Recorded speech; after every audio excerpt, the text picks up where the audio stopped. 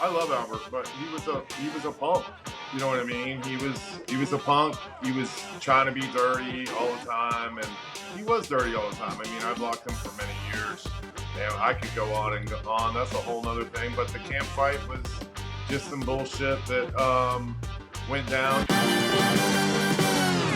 Yo, what's up? Welcome to Bullseye View. I am the host with the most, Keith Bulluck, joined with my main man, Nas Cook.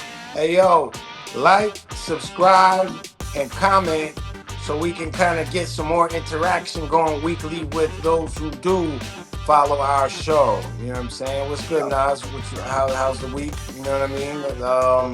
The Yeah. Titans are out there in San In San Francisco. Fran right now, huh? Got a Yeah. little joint practice going on. I've always wondered Yeah. what is that like? The joint practice, Um, man. my rookie year we went away to the Rams, and that Yeah. was pretty cool, man. The Titans and Rams just played in the Super Bowl, so we went away to the Rams, and I remember the first drill was one-on-one pass rush with running backs and linebackers, Okay. and I remember Greg Williams saying, "Don't bull rush. Don't bull rush. Put a pass rush move on, but don't bull rush." And I'm getting up there. It's my turn, and it's Marshall Falk. Like Marshall Falk's my guy. You know what I'm saying? So what does my rookie ass do? I get up there and I bull rush. Uh, Greg Williams cussed my ass out. But yeah. that's what I'm thinking. Look, man, I made a mistake as a rookie, but Yeah. after that, we had other joint practices. We had practices with the Rams. We had practices with the Dolphins, the Colts.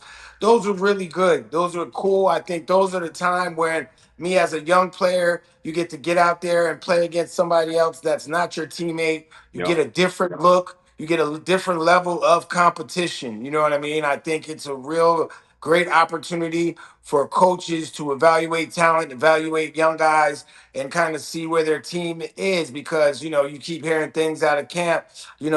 This person looks good, this person looks great, and it's helmets and shorts, and Mhm. things turn up when you get in those joint practices, and then also they're trying to set the tone. It's one Right. of those things. There ain't no refs there.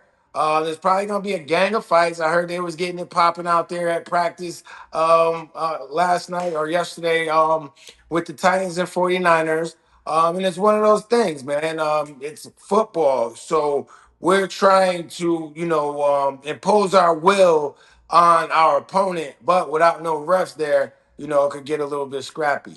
Exactly. What's it like that first joint practice, man? Because you already said tensions are flying already. We've seen it with Jeffrey Simmons and JC Latham against his own teammate. So what's your mindset going in? Like that first joint practice is really the first comp of the season. So kind of walk me through that mindset. I wouldn't say like that's the first comp of the season because the mindset going into camp is dominate your opponent. You know what I'm saying? Okay. So that's why you will see, inter squad fights in that first little week because that's your first competition. And then you heard and you saw about inter squad fights Mhm. this past practice with the 49ers and the Titans. So more so, I think those are tone setters. When you're fighting in camp, you have younger guys that are trying to get there, get a position. You have older guys that are trying to hold their position. Competition at its highest. When I was playing, we always had fights. There was always a fight during practice. We would always Yeah. have a fight during camp. And I had reached out to one of my guys, a friend of the show, Zach Pillar. Dude, What up, Zach? what's Yo, good, yo, yo, what Zach? up? What up? What up? One of the more legendary, Zach, we're talking about camp fights, inter squad practices. The Titans practiced against the 49. 49ers yesterday, And they and have they were four getting a little fights. bit scrappy, and Yeah. there was some fights. They So have four now go fights. ahead. Go ahead. I'm sorry. I'm Are you talking. good? They have four fights within the first 10 minutes of the scrimmage, man. And Keith was telling me you had an infamous fight with one of the superstars back in the day, Albert. And come to find out, that was around 2002. Hey, that's when I was born, so I don't know nothing about it. I don't know nothing about it, so y'all got to educate me, man. The Hey, Albert fight is good. Go Yeah, ahead. yeah. Now I was gonna say Albert was a rookie, man. I'll just to set it all up. Albert was a rookie. He held out, and we had a beast O line at the time as well, and I don't know why. I knew something was gonna happen. I just didn't know what. And our O line, Mike Munchak, Hall of Famer, they're crafty guys. They didn't take stuff. So, Zach, what was was there a conversation beforehand or just practice No, stuff? no, just practice, just practice. Like Allen Iverson said, right? But competition, everything you said.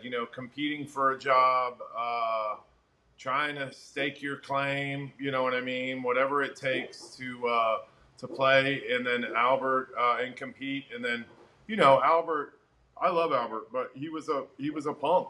You know what I mean? He was a punk. He was trying to be dirty all the time, and he was dirty all the time. I mean, I blocked him for many years, and I could go on and go on. That's a whole nother thing. But the camp fight was just some bullshit that went down. He started something with Benji probably, and he had Washburn riding his ass. We got to remember Yeah, that too. Washburn, hey, Pimp C, Pimp Dub C, Pimp Washburn had that pimp game going.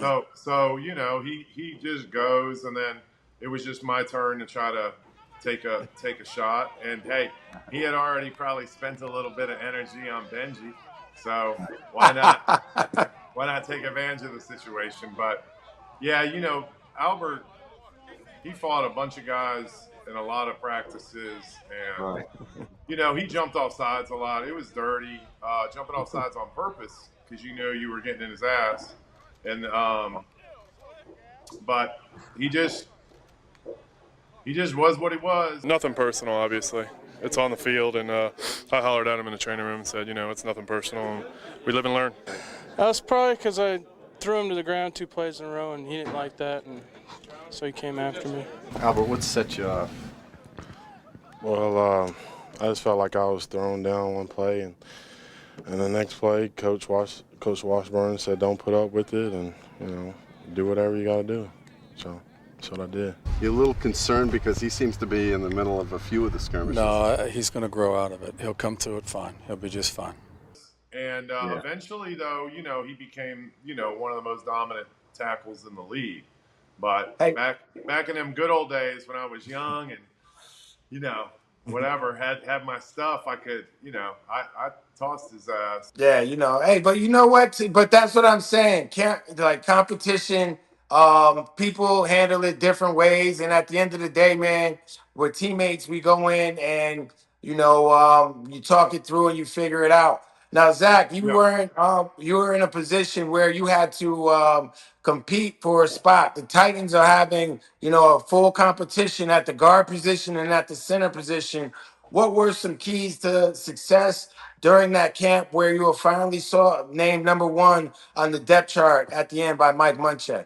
Yeah, right off the bat, you got to know your assignment. I mean, number 1, you can have no missed assignments, and number 2, you got to have perfect technique. I mean, just work your techniques wherever that person lines up, the D tackle, the nose guard, the linebacker, wherever they line up, where your feet need to take you, your feet and hands and your head. So, you get a chance to go up against with the first team reps. You better take advantage of them. I mean, Bulluck knows you got a team period. You get 10 plays, and you probably get 4 with the starters and 3 with the backups, maybe 2, and then So I mean, you better take advantage of them, and then they'll watch the film each day and evaluate each day. And then against San Francisco in the first preseason game will be I don't know how much they'll play, but you know what I mean. I think the center or the middle needs to play a lot. They gotta grow and get cohesive and see who's going to be out there, right?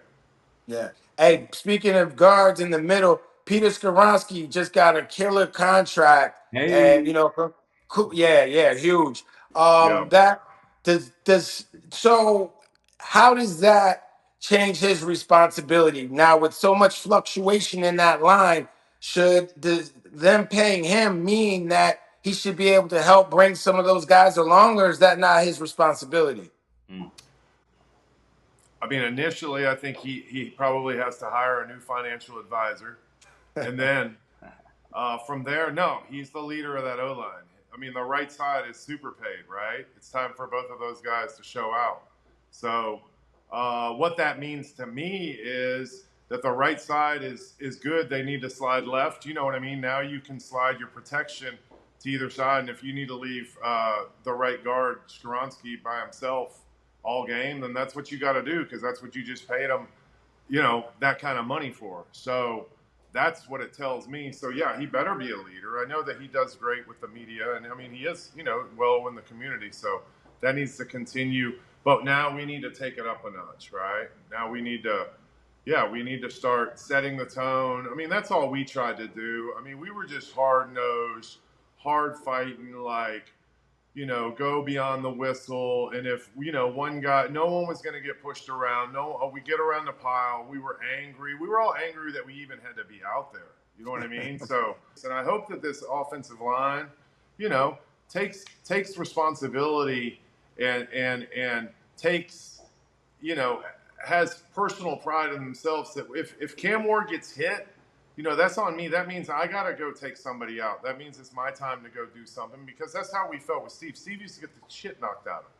And you know what we would try to do? Okay, if he got hit, all right, then this guy needs to not play any longer. If we can do that, let's do it. Right. And that's what we would do. I mean, and that's not, I don't think that's being dirty. That's just the way it is. I mean, when you got a bunch of guys standing over the quarterback talking shit, then we got it. That's payback time. That's payback time.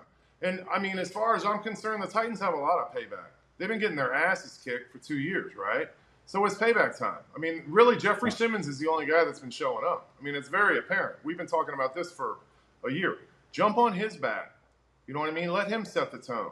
But we got to get this first W, against the Jets. You got to get that first one against the Jets. And the preseason matters. If they go 0-3, that makes me nervous, because this team already has a losing culture. So they got to learn to win. So hell, if we can go 2-1 or 3-0 in the preseason, that's good for us, because nobody's ever tasted, success right now in that locker room. You know what I'm saying? So I'm excited to see this season. Hell, I don't want to start drinking this Titan Kool-Aid again. I did it for 2 years. I don't want to drink it. Right. I'm going to, but I don't want to drink it, bro. All right, man. Before we let you go, man, you played in a lot of big games for the Titans. You played in a lot of big games at that stadium, which was originally the Coliseum. What are some of your one of your favorite memories off the top of your head in that stadium, which is now Nissan Stadium? I got so many. How about eating hot dogs in the equipment room? All right. Before game. I remember that. Or at halftime of preseason games. I didn't eat them before. I didn't eat glizzies before the game, but halftime of preseason games, I'm going to give me a glizzy straight up. Middle of the game? I mean, if I didn't dress... We wasn't going back in the game. We weren't going back in the game. Okay. We're out by the second quarter. Preseason is all about hot dogs and self-preservation. If you're not trying to earn a job. And you know what? Bro. And you got to get a little of that juice from McNair at halftime in your Gatorade bottle, baby. You know what I'm saying? Watch out for that Mississippi juice. That Mississippi juice. That shine. Yeah. Well, Zach, we appreciate you coming on Bullseye View. Thanks for having me. We plan to have you again. Zach will always host. Zach is a friend of the show, so you should see him throughout the season. Thanks. I appreciate you, Zach. Always a good time, man. So I don't know if you saw where Netflix released a trailer for your boy Vince Young about to have his documentary. VY, August 25th. I'm looking forward to that, man. Have you seen the trailer yet? I saw a clip of it. Yeah, I'm looking forward to it too. Got my popcorn ready. You know what I'm saying? They ain't asked me to be in it, but nah, I'm just playing. Yeah, you know what, man? I know that I definitely was there for some of it, so I'm just curious to hear his side of it, man. At the end of the day, Vince Young, that's my brother. I don't really care what's in it, but I'm glad that he's speaking. He hasn't done a lot of speaking, so like I said, I got my popcorn ready, man. We could dive into it a little bit more when it comes out. You might have a little more questions for me, but Vince, my guy, I was just with him, 3 weeks ago, kicking it, and Yeah. that's the thing, right? Like a lot of these guys that I played with, my teammates, I've been friends with them longer than I actually played football with them. So, when it comes to these documentaries, even the Netflix one, the quarterbacks that Yeah. Cam Ward was on, Baker Mayfield, your man Jaden Daniels, and Joe Flacco.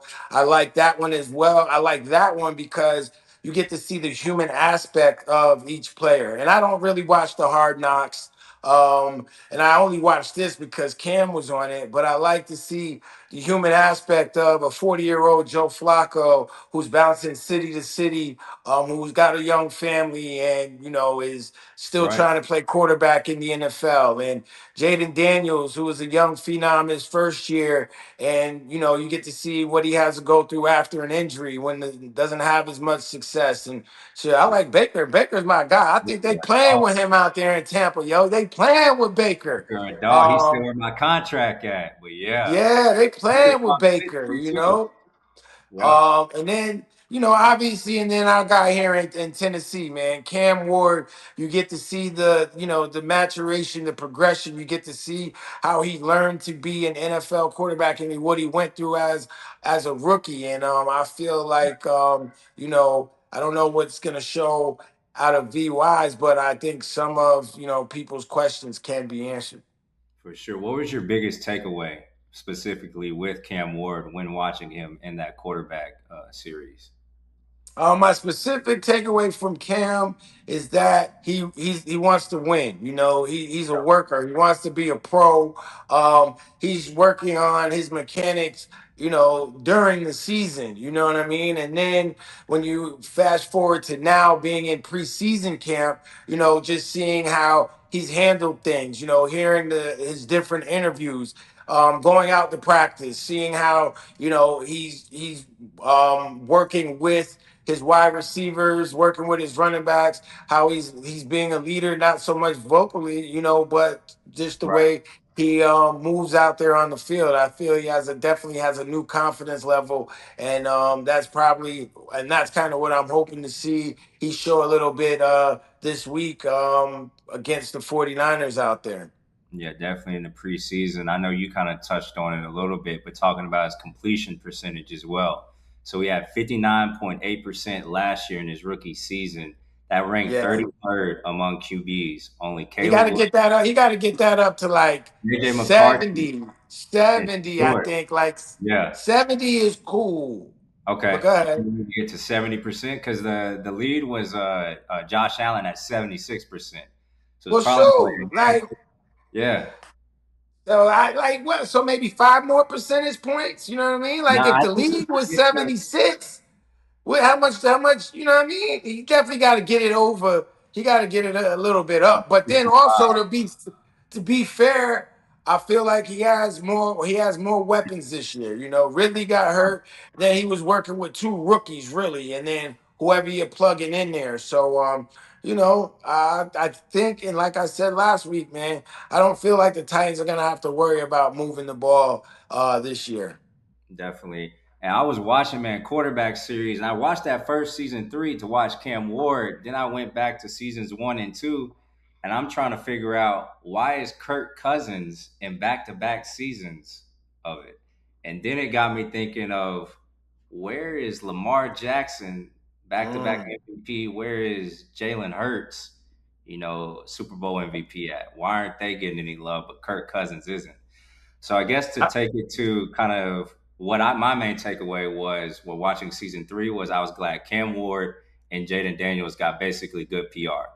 And I Right. know kind of during your time when you were playing, I know you had Donovan McNabb. You played with him in college. It kind of wasn't the same with that. So you want to talk about I guess, how the narrative is kind of trying to still be, I guess, changed within the black quarterback narrative of, why is it Jalen Hurts and Lamar Jackson are still the guys who have something to prove? What are your thoughts on Uh, Um, you know what, man? I don't know why that? it's set up like that. Like within, you see like the media and stuff like that. Jalen Hurts and As a player, like you said, I played with Don, I played with Steve, I played with McNabb, I played with McNair, I played with Vince Young. I also played with Eli Manning and Kerry Collins. And, as a player, I didn't notice like any difference in the way that they were treated or anything like that. Maybe with Steve because he got hit a lot and they wasn't throwing flags. Yeah. But I will say, as I retired, and actually early 2000s, Rush Limbaugh said something crazy about Donovan in reference to him being a black quarterback. I'm sorry to say this. I don't think he's been that good from the get-go. I think what we've had here is a little social concern in the NFL. I think the media has been very desirous that a black quarterback do well. We're interested in black coaches and black quarterbacks doing well. I think there is a little hope invested in McNabb, and he got a lot of credit for the performance of this team. It was a big thing because Rush Limbaugh was a political person that they brought on Monday Night Football to kind of boost Really? ratings. I feel like with Dennis Miller, and he just went left with it. And I remember talking to Don about that, and he definitely felt some kind of way. And it has obviously it's totally different than the expectations of Lamar Jackson and Jalen Hurts. But at the same time, it is along those lanes. But obviously, I have no answers for that. I could just tell you through my experiences, what I have experienced in that space. Definitely. I just want to say it's interesting to see how whenever you turn on ESPN, it's Jalen Hurts or Lamar Jackson having to prove something, but we're not talking about Justin Herbert sitting outside with his girlfriend in the middle of practice. Not that say it was in the middle, but it's probably after practice. But it's kind of just different how the media runs different narratives. Man, it's definitely a And trip. yeah, I mean, and at the end of the day, that's what it's all about, right? To come up with news, come up with a narrative, come up with something that people find interesting. And I feel like our country is obviously divided, and the great divide that keeps it going is race. So it only makes sense that it's in sports. But at the end of the day, when you're on a team, people like I said, I didn't necessarily see it that way, but it did Right. become pretty evident, as I retired. And, I feel like any quarterback, right? You know what I mean? First year offensive coordinators, first year coaches like that are out there. Cameron's working with Lamar is working with first year coordinator. Why is the pressure on Lamar? Lamar has already won MVPs, multiple playoff games. He's already proven who he is. So I don't understand why the pressure would be on Lamar to perform, because we know Lamar is going to perform. Now the question for Lamar is, are the Ravens going to get over the hump to get to the Super Bowl? So then that question falls on the new coaching staff. Do they have the right coaches to lead this team who was pretty much right there? Last year they were injured. The year before they were right there. 2 years before, and those aren't on Lamar. So Lamar did if not we pass in the end zone with Mark yeah, Andrews. and so if we're keeping it a buck, man, if we're keeping it a buck, I feel like the pressure should be on these first year coaches at the Ravens to, maintain the success that the Ravens have had with Lamar Jackson as their quarterback. Hey, Certainly. yo, this is season 2. Please like, subscribe, comment. Nas, what else can they do, man? We need interaction. What else can they do, bro? Definitely, man. Follow us on all our socials at Bullseye View TV, TikTok, Facebook, Instagram, everything. We got it all. So come get at us. Podcasting for the masses, and I'm coming correct.